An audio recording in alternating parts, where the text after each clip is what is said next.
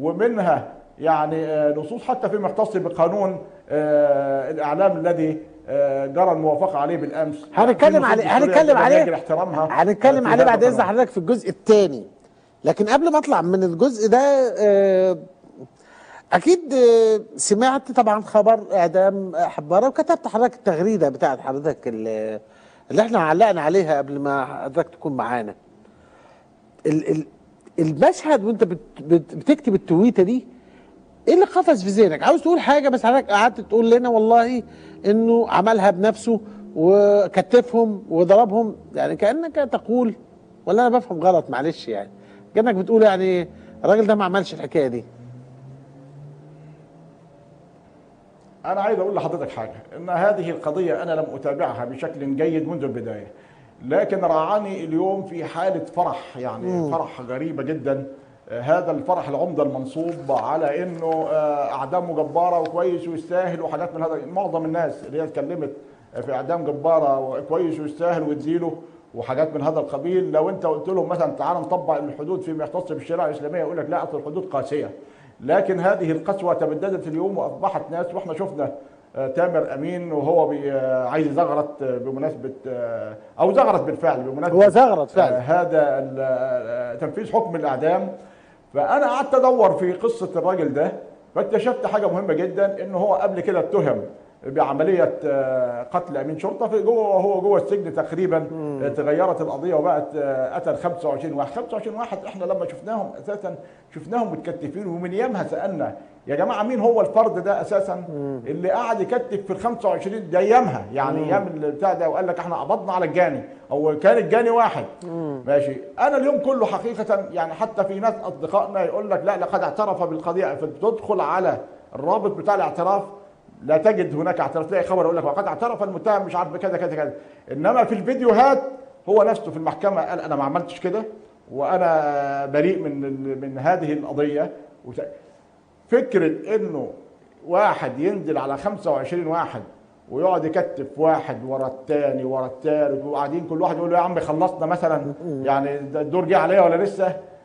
في الحقيقه انا لم استطع ان استوعبه. وبعدين عندي مشكله فيما يختص بالمحاكم العسكريه، لانه هذه المحاكم حكمت على ناس، اعتقد الشيخ محمد الظواهري، الشيخ ايمن الظواهري، حكم لماذا قبل ما نطلع فاصل استاذ سليم، لما قامت الثوره، ايوه لما قامت الثوره خد براءه. طيب لماذا في كلمه واحده لماذا اعدموه في هذا الوقت؟ عشان نطلع فاصل وبعدين نكمل حوارنا ممتد في شؤون اخرى، منها الاعلام ومنها افتتاحات مشاريع السيسي الوهميه. لماذا اعدموه وجهة نظرك في هذا الوقت بسرعه؟ هو الان يبدو حقيقه يعني الاجراءات الاخيره دي وعمليه الاتهامات اللي بتلقى يمين ويسار وتصفيه الشباب اللي حصلت وبتاع، يبدو انه يعني الراجل مزنوق، الراجل مزنوق فعايز يعمل اي حاجه، يعني مزنوق وحس الدنيا كده مقفله معاه ومظلمه في وشه ومفيش قدامه اي حاجه، فيعني بيخبط، يعني انت قفلت عليه الاوضه هو نازل يعني يخبط يمين وشمال ويكسر في الازاز، قفلت عليه الاسانسير فهو نازل ضرب في الناس اللي هم مقفول عليهم الاسانسير. اذا يعني حاله تخبط، عنده مشكله. هذه المشكله يريد يعني في حاله ضياع.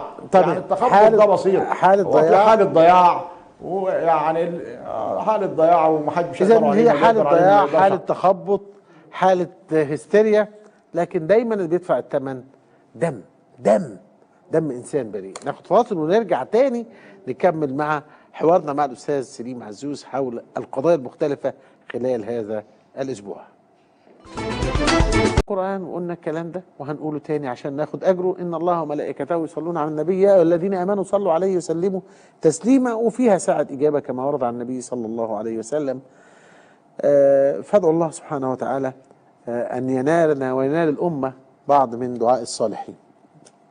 تنبيه عاوز انبه حضراتكم، وصلتني بعض الرسائل بيقولوا والله القناه من امبارح واقعه من على النايل سات. طيب هي واقعه وهتقع وهيوقعوها، طبيعي. انت لازم تعرف ان انت في عركه كبيره، عركه على اراده الام.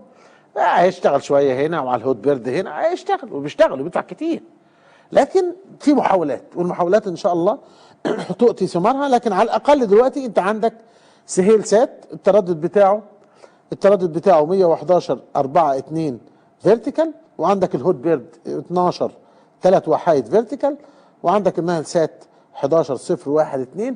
رجعت دلوقتي على النايل سات زي الزملاء بلغونا، تروح هتيجي، لكن اول قوه ايه؟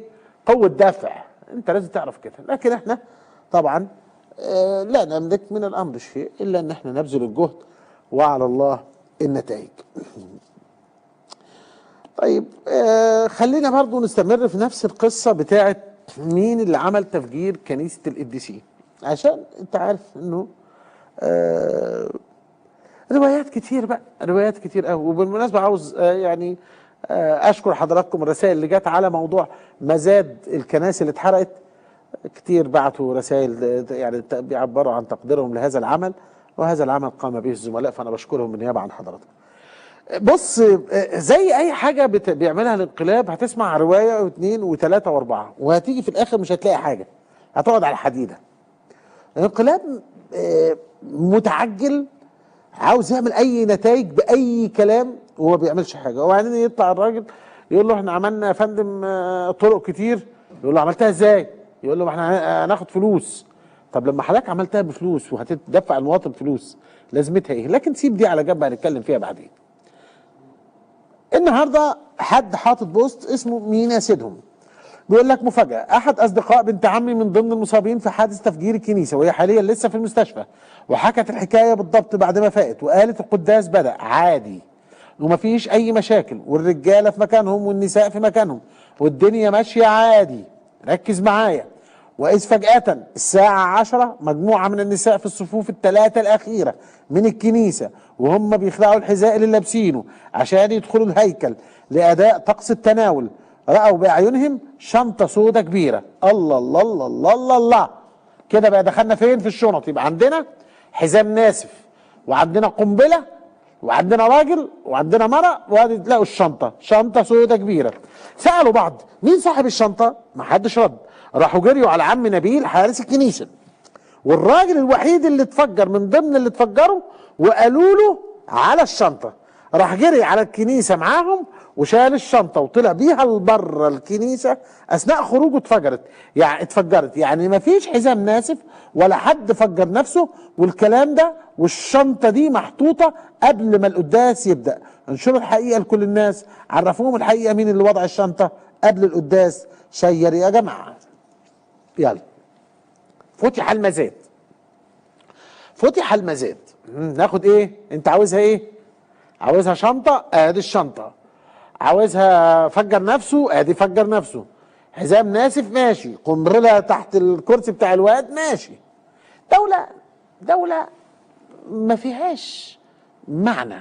يعني واحد يقول لك رئيس الدولة، يجي يقول لك ايه؟ واسمه محمود شفيق ابراهيم. ايوه انا بقول اهو، و22 سنة بيقول. خلينا نشوفه.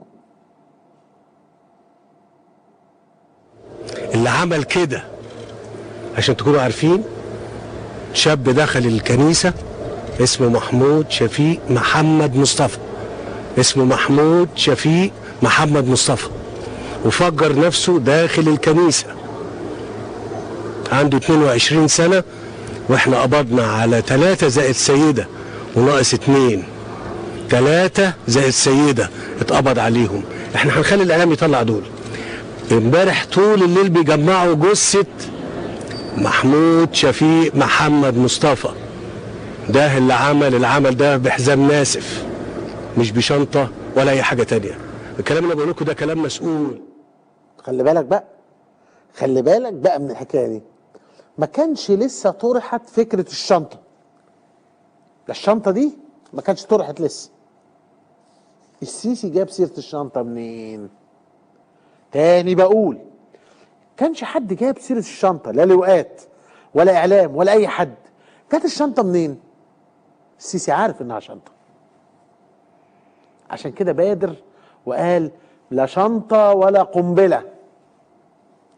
عرفت بقى؟ كل كلمة بيقولها السيسي هو بيقول عكسها، هو يقصد عكسها. لما يقول ما فيش شنطة يبقى في شنطة. فيها قنبلة؟ أيوة فيها قنبلة. عم نبيل ومش عارف مين؟ أيوة. ده المزاد، ده اللي بقول لك عليه. لذلك هو مستغرب الدنيا والعالم مش مصدقه ليه؟ هي امريكا هم ليه ما عملوش جنازه كبيره ضخمه وجه هولاند وجه ترامب والناس ما جاتش معاه ليه؟ هو متصور لما يعمل كده الناس هيقوموا جايين من الهند والسند واوباما هيبعت كيري ويجوا يمشوا في الجنازه ويحطوا في كتاب بعضهم ويقولوا ايوه في ارهاب ضد مصر العظيمه الديمقراطيه لازم نقف ضده، لانهم عارفين النصاب واونطجي وحلنجي. اهو طلع مينا قال لك شنطه، السيسي قال ايه؟ شنطه. هاتوا تاني بعد اذن حضرتك للتاريخ هات تاني كده. واللي عمل كده عشان تكونوا عارفين شاب دخل الكنيسة اسمه محمود شفيق محمد مصطفى، اسمه محمود شفيق محمد مصطفى، وفجر نفسه داخل الكنيسة عنده 22 سنة، واحنا قبضنا على 3 زائد سيدة وناقص 2، 3 زائد سيدة اتقبض عليهم. احنا هنخلي الاعلام يطلع دول. امبارح طول الليل بيجمعوا جثة محمود شفيق محمد مصطفى، ده اللي عمل العمل ده بحزام ناسف مش بشنطة ولا اي حاجة تانية. انا ما جبتش حاجة من عندي. مينا بيرد على السيسي وفي نفس تقريبا اليوم ده اتكلم وده اتكلم، فهو عارف ان فيها شنطة. وبعدين عاوز اقول لحضرتك حاجة، لسه الاخوة المصابين ما اتكلموش وممنوع يتكلموا. وعاوز اقول لحضرتك تاني حاجة تانية، غضب المسيحيين من الامن تسبب في احداث حدثت واتهمت فيها تنظيمات اسلاميه. تاني، في حاجات جرت هي حالات غضب نتيجه ان الامن قال للكنيسه شيلوا الواد مجدي ده ولموا الليله ومش عاوزين دوشه. مجدي مكين. الكنيسه غضبت على السيسي وعلى الامن لانهم طلب منهم، انا بقول لك دي معلومه، طلبت اجهزه الامن من توادرس يشيل ويلم الحكايه بتاعت مجدي مكين. رفضت الكنيسه. حصل شويه شغب. الشغب ده حصل تفجير، والداخليه الصقته مش عارف بتنظيم ام دراع وابو الليف ماشي. ولما جت موضوع تفجير الكنيسه اللي حصل بترتيب امني، بقول لك تاني امني مخابراتي عالي من داخل التنظيم، من داخل الانقلاب، اللي حصل انه اللقطه دي خلت المسيحيين يدركوا انه السيسي بيلعبهم عبر وزاره الداخليه. يعني لو فتحتوا بقكم هفجركم بنفس طريقه القديسين. عشان كده لو قعدت من النهارده ليوم الدين لا المسيحيين هيصدقوا ولا المسلمين هيصدقوا ولا العالم هيصدق. اللي عمل العمله دي التنظيم اللي بيحكم في مصر ده هو اللي عمل الشغلانه دي. وتنظيم الدوله اللي اتقال انه عمل الكلام ده اثبت لك امبارح انه نقل عن مصدر امني. والصفحه دي صفحه مشبوهه، لانه تنظيم الدوله لما بيعمل عمليات بيطلع الصور بتاعتها. اللي طلع الصور مين؟ احمد موسى من الداخليه، وطلعت غلط زي ما الزملاء في البرامج اتكلموا. بعيد عن ده بقى السيسي بيدور على حاجه تانية. خلاص هو هيعدي القوانين بس عاوز برضه ينط في الايه؟ في المؤسسات اللي بره. فبيقول لك عمرو دراج ارسل 750,000 جنيه ومها عزام طلبت التنفيذ في اعاده الاقباط، وحط صور الناس اعضاء مجلس الثوري الحاليين والسابقين ومجموعه من الشباب ومنهم الايه؟ الاخت اللي مصورينها اللي بيقولوا ان هي دي اللي عملت الشغلانه. طبعا ده كله هري فاضي. هو عاوز ينال من كل حد زي ما نال وقال انه اعلام الثوره بيسخر من الرئيس واداهم احكام، وادانا احكام طبعا. زي ما عمل كده هو بيعمل ايه؟ بيعمل نفس الشيء. كل واحد معارض هيلبسه قضيه. بالمناسبه الدكتور عمرو دراج طلع بيان، والمجلس الثوري طلع بيان، والبرلمان المصري طلع بيان، كلهم طلعوا بيانات وتغريدات والكلام ده، لانه التفجير ده شغله امن الدوله معروفه، ده حصري فهمي نظمي حصري، ده معروف عليك يعني. لكن هو بيعمل ايه؟ بيقول لك السيسي يعزي ويصلح ساعات، شوهوا لنا في الناس كلها. وادوهم احكام بقى عشان نبدا. كلام فارغ ملوش اي لازمه ولا اي معنى. هذه كيانات تتحرك للدفاع عن ثورتها بطريقه سلميه بارعه تقلق وتقض مضجع عبد الفتاح السيسي. مش عارف يعمل ايه، هو مش عارف يعمل ايه، ولا عارف يعمل حاجه، ولا عارف يعمل حاجه. وهثبت لك بالتالي. طبعا من ضمن التلفيقات ان والله بلاغ لامن الدوله يتهم القرضاوي بالتحريض على تفجير البطرسيه.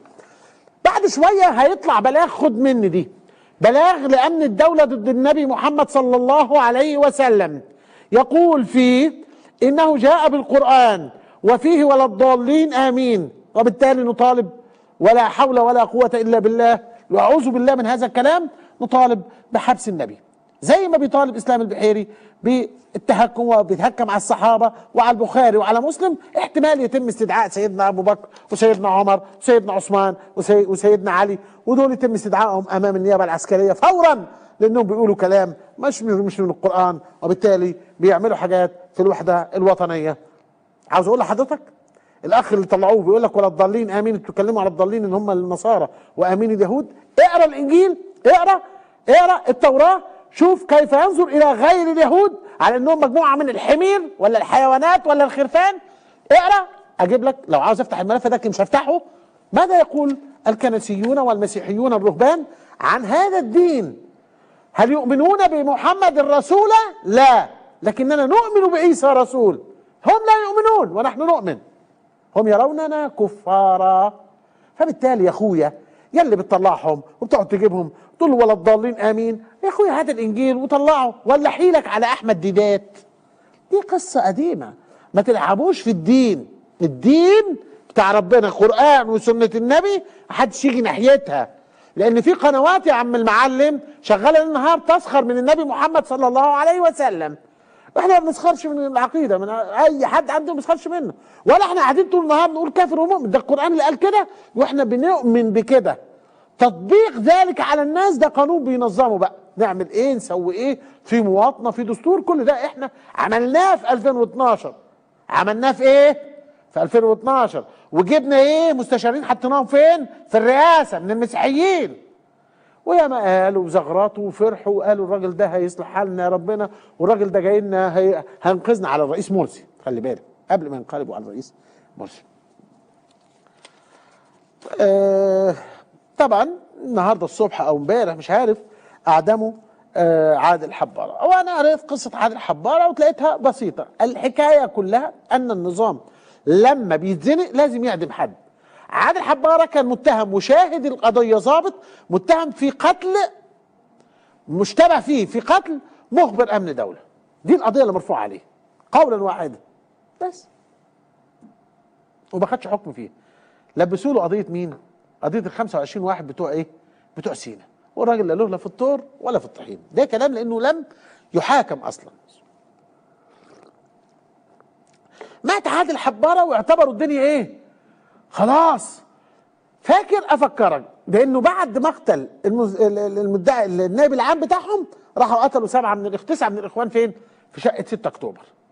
بعد ما اعرفش مين قتلوا الجماعه بتوع عرب شركس. بعد ما اعرفش ايه قتلوا الاخ رمضان بتاع اسكندريه اللي ما حدش يعني قدر يتهمه ابدا ولا يثبت عليه الدليل. النهارده قتلوا عادل حباره عشان يخرج راقصه من راقصات الاعلام وداعر من دواعر الاعلام، مش دواعش، يطلع يقول لك انا عاوز ازغرط. والنبي يا اخويا تزغرط له انت هو ما دام تهدى ناره كده وبردت ناره.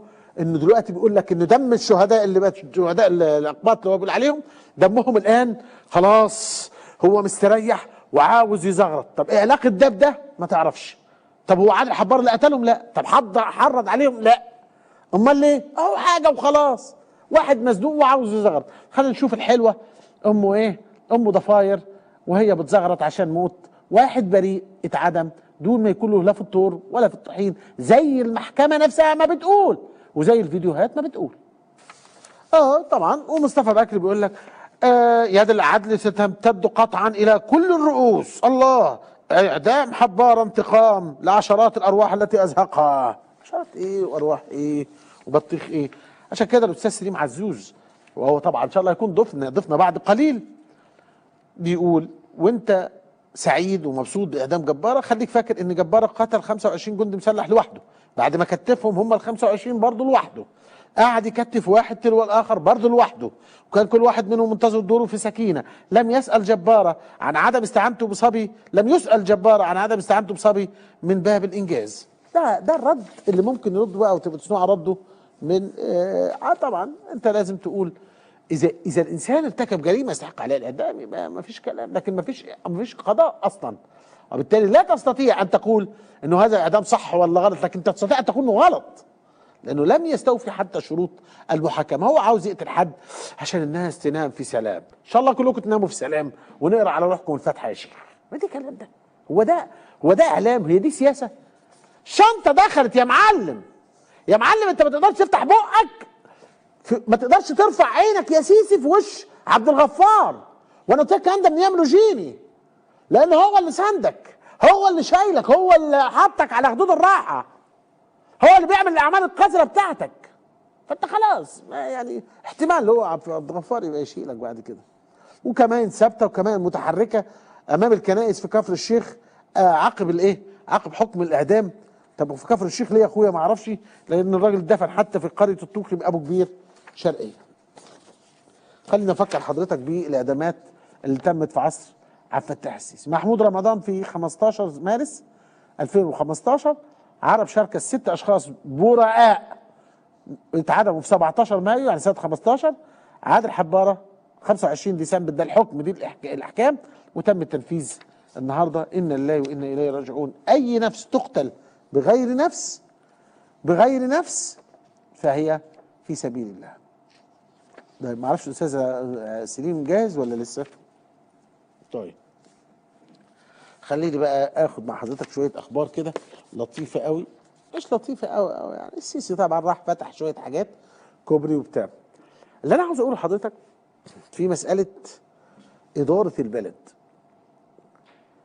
لما تشوف شخص هو اللي بيتكلم في الامن، هو اللي بيقول لك محمود محمد شفيق مصطفى ابراهيم، وهو نفسه اللي بيتكلم في الطرق، وهو نفسه اللي بيتكلم بيتفاوض مع سيمنز، وهو نفسه تقول البلد دي ما فيهاش ولا راجل ولا ذكر الا الذكر ده، او كلها لا مؤاخذه كذا كذا وهو ده اللي بيفهم فيه، او كلهم عبيد وهو ده الراجل الاله بتاعهم. ما فيش حل غير كده.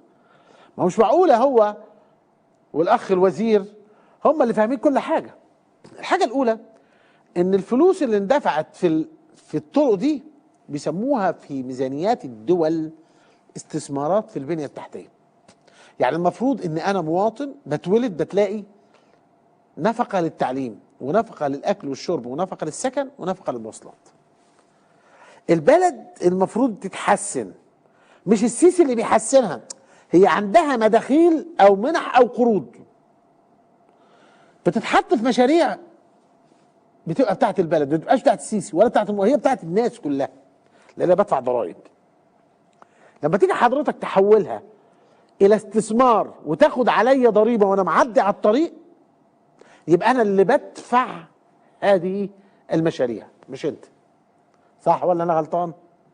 يعني لما تقول لي انا هبني لك طريق وانت هتدفع كل ما تعدي عليه وفي الرايح والجاي 10 15 جنيه 10 15 جنيه، طب مين اللي بياخد الفلوس؟ الجيش، اصل هو اللي بنى. يبقى الجيش هنا مستثمر، شركه قطاع خاص. السيسي بيطلع يقول هذا الكلام ويقول لك انا بص بقول لك ايه، مفيش كله يدفع. خلينا نشوف. انا بقول الكلام ده لكل المصريين.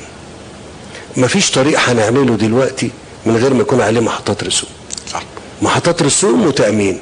انا النهارده احنا بنتكلم في 100 مليار جنيه طرق اتعملت في خلال السنتين ونص دول. محدش يقدر يصينهم، مش هقول يقدر يعملهم تاني، محدش يقدر يصينهم. يصينهم ازاي ان ما كانش يبقى فيه؟ انا بقول يصينهم، ما بقولش يستفيد منهم.